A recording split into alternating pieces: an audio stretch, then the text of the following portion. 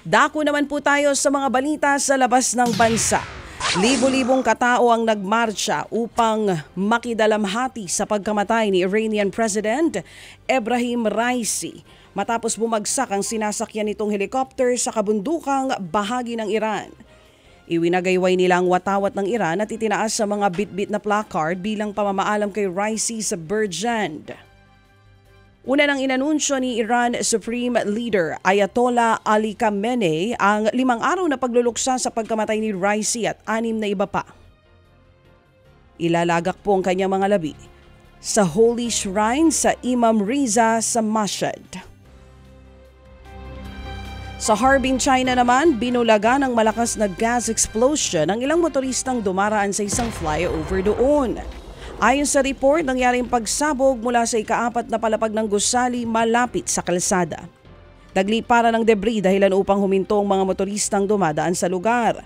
Wala namang napaulat na nasaktan sa aksidente. Nagsasagawa na ng investigasyon ng mga otoridad sa pinagmula ng pagsabog. Ibinida naman ng Romanian Mountain Rescue ang panibago nilang imbensyon upang mapabilis sa pagsagip sa mga turistang natrap sa bundok. Isang jet suit paramedic ang ginamit sa simulation exercise ng developer na Gravity Industries.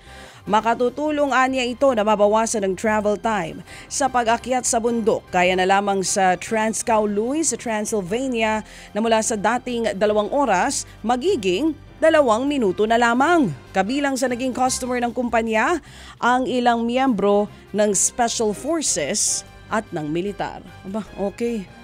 Parang lumilipad na superhero datingan, ano? Okay ito.